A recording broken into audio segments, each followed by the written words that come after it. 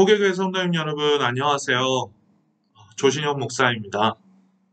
코로나19 사태로 인해서 이렇게 얼굴을 맞대고 함께 예배할 수 없는 것은 참 안타깝지만 그래도 이렇게 영상으로라도 이렇게 말씀의 은혜를 나눌 수 있게 해서 참 하나님께 감사합니다.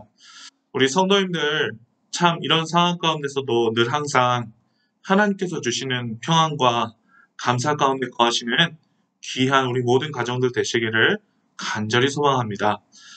이 시간 오늘 우리에게 주신 말씀은 우리 큐티인 본문, 우리 주일과 월요일 본문인 누가복음 21장 29절에서 22장 13절까지의 말씀입니다. 제가 봉독하여 드리도록 하겠습니다. 이에 비유로 이르시되 무화과 나무와 모든 나무를 보라. 싹이 나면 너희가 보고 여름이 가까운 줄을 자연히 아나니 이와 같이 너희가 이런 일이 일어나는 것을 보거든 하나님의 나라가 가까이 온 줄을 알라. 내가 진실로 너희에게 말하노니 이 세대가 지나가기 전에 모든 일이 다 이루어지리라. 천지는 없어지겠으나 내 말은 없어지지 아니하리라. 너희는 스스로 조심하라. 그렇지 않으면 방탕함과 술 취함과 생활의 염려로 마음이 둔하여지고 뜻밖의 그날이 덕과 같이 너희에게 임하리라. 이날은 온 지구상에 거하는 모든 사람에게 임하리라. 이러므로 너희는 장차 올 이 모든 일을 능히 피하고 인자 앞에 서도록 항상 기도하며 깨어있으라 하시니라. 예수께서 낮에는 성전에서 가르치시고 밤에는 나가 감람원이라 하는 산에서 쉬시니 모든 백성이 그 말씀을 들으려고 이른 아침에 성전에 나아가더라. 유월절이라 하는 무교절이 다가오매 대제사장들과 서기관들이 예수를 무슨 방도로 죽일까 궁리하니 이는 그들이 백성을 두려워함이더라. 12 중에 하나인 가룟인이라 부르는 유다에게 사탄이 들어가니 이에 유다가 대제사장들과 성전 경비대장들에게 가서 예수를 넘겨줄 방도를 의논하매 그들이 기뻐하여 돈을 주기로 언약하는지라. 유다가 허락하고 예수를 무리가 없을 때 넘겨줄 기회를 찾더라. 유월절 양을 잡을 무교절 날이 이른지라. 예수께서 베드로와 요한을 보내시며 이르시되 가서 우리를 위하여 유월절을 준비하여 우리로 먹게 하라. 여짜오되 어디서 준비하기를 원하시나이까.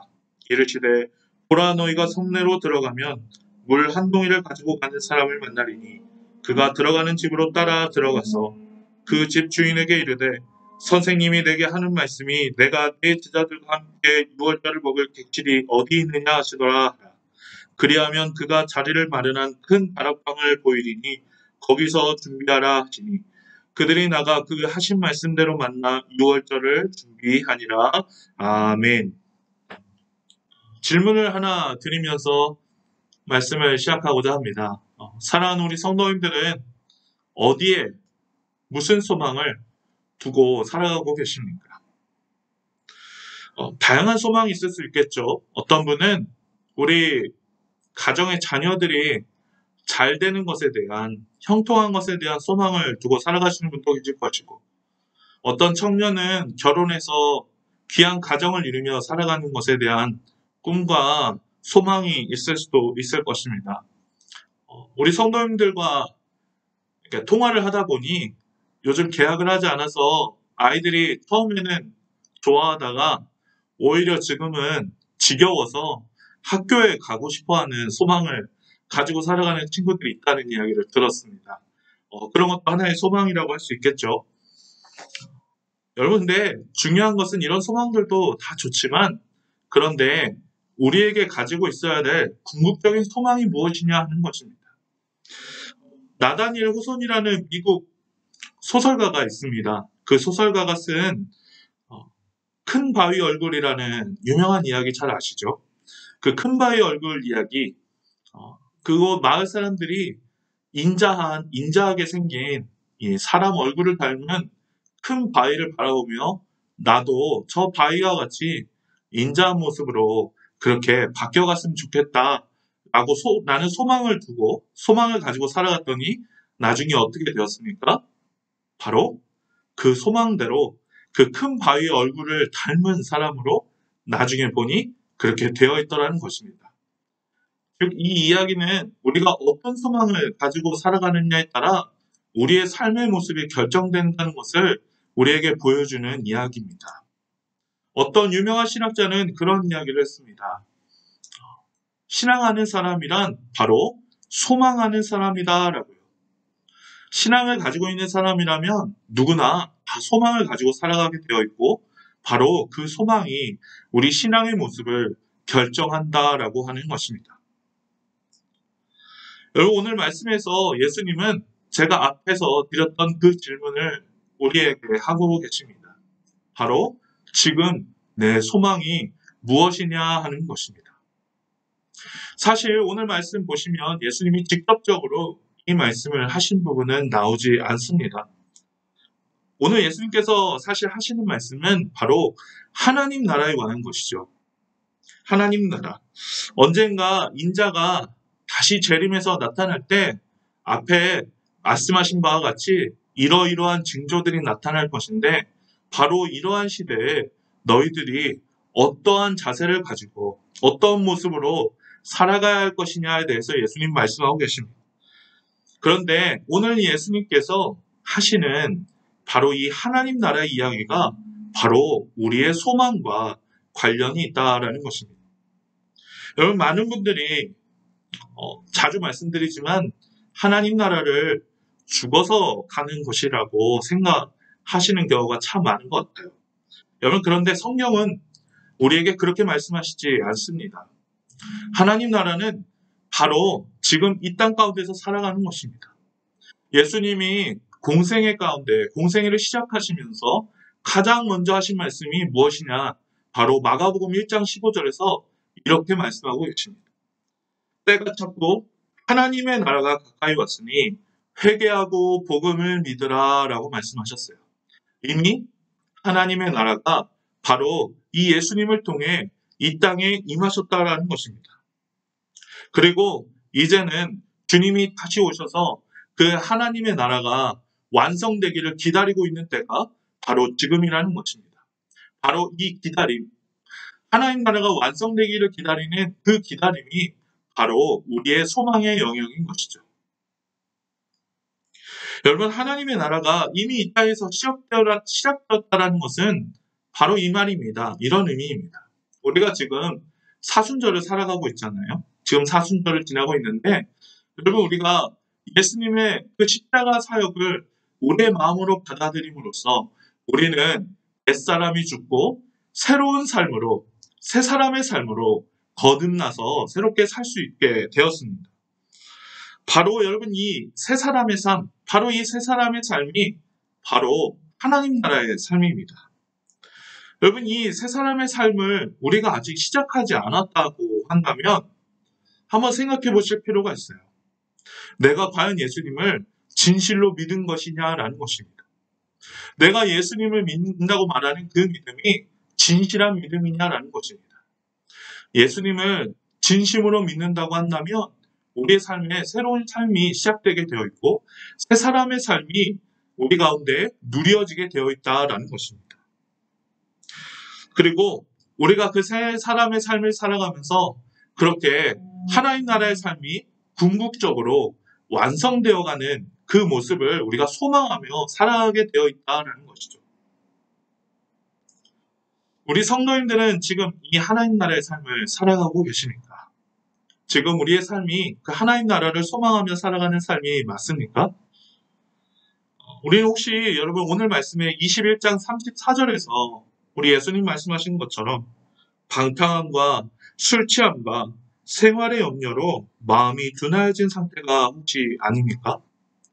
여기서 이 마음이 둔하여졌다는 것은 우리 세번역 성경의 표현대로 마음이 짓눌렸다는 거예요. 바로 이런 방탕함과 술 취함과 생활의 염려와 같은 문제로 인해서 우리의 마음이 짓눌려 있다는 것입니다. 그런 한 자매가 했던 말이 생각이 납니다. 한 자매가 저에게 그런 말을 한 적이 있어요. 이 땅에서 누릴 것 다 누려보고 그리고 이 땅에서 하고 싶은 거 다 해보고 그때가 나서야 그렇게 지나고 나서야 하나님 나라 왔으면 좋겠다라고 우리 한 자매가 저에게 우스갯소리처럼 했던 이야기가 떠오릅니다.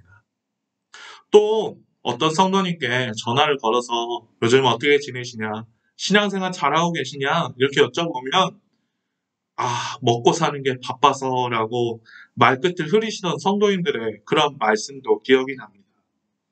여러분, 우리 성도님들 혹시 말은 하지 않지만 우리 안에 이런 소망을 다 잊어버리고 살아가는 것은 아닐까요?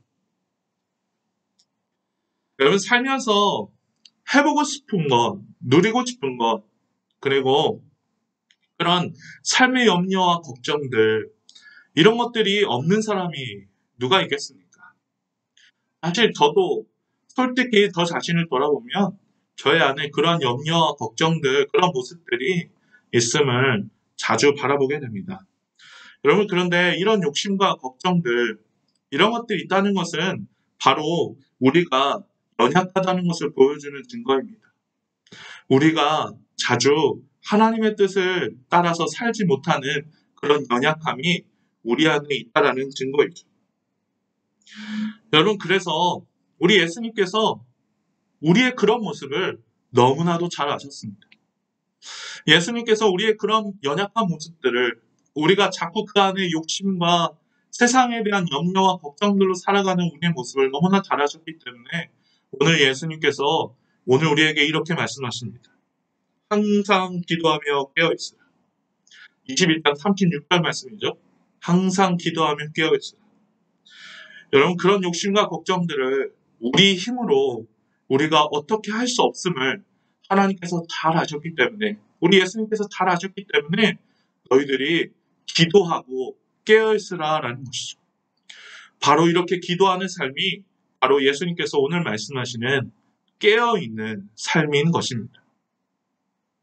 사랑하는 우리 모든 성도님들, 오늘도 그렇게 기도하실 수 있는 우리 성도님들 되시기 바랍니다. 내 삶에 하나님 나라의 삶을 살아갈 수 있는 그런 은혜를 주십시오. 내 안에 이미 하나님 나라의 삶이 임하였는데 나로 하여금 그러한 삶을 살지 못하게 하는 방탕함과 내 욕심과 그리고 삶의 모든 걱정과 염려들이 혹시 내 안에 있지는 않은지 자신을 돌아보실 수 있길 바랍니다. 그래서 주님, 저를 긍휼히 여겨주시고 저의 안에 이러한 마음들을 제하여 주시고 오직 하나님 나라의 삶, 새 사람의 삶을 시작할 수 있는 은혜를 저희들 가운데 주시옵소서 라고 그렇게 기도하실 수 있는 저와 여러분이 다 되시기 바랍니다. 기도하겠습니다. 하나님 아버지 감사합니다. 주님, 우리 사랑하는 호계교회 모든 성도님들을 주님 축복하여 주시고 주님 어디에서 무엇을 하든지 주님 이 코로나19 사태로 인하여 걱정하거나 염려하거나 힘들어하지 않도록 우리 성도님들 지켜보호하여 주시옵소서. 주님 또한 오늘의 이 말씀을 생각합니다. 아버지 하나님, 우리가 곧 오실 하나님의 나라를 기다리며 소망하며 살아가는 새로운 사람의 삶을 살아갈 수 있도록 인도하여 주시고 옛사람의 모두 썩어져 버릴 구습을 버리고 오직 주님께서 기뻐하시는 삶을 살아가도록 주님 저희 가운데 은혜를 베풀어 주시옵소서. 사랑하는 우리 모든 후계 가족들을 주님의 평강의 평강으로 지켜주시기를 간절히 간구하며 예수님의 이름으로 기도합니다. 아멘. 이 시간에는 우리 다 같이 기도 제목을 드리면서 다 같이 기도하는 시간을 갖도록 하겠습니다. 코로나19 사태가 하루속히 진정될 수 있도록 하여 주소서. 우리의 가정과 교회를 이 어려움 가운데서 지켜주소서. 또한 바이러스로 고통받는 사람들을 치료하시고 위로하여 주소서. 오늘 이러한 기도의 제목들과 또한 개인이 가지고 계신 기도의 제목들이 있으시죠? 그러한 기도의 제목들로 하나님께 기도를 올려드리는 우리 모든 성도님들 다 되시기 바랍니다.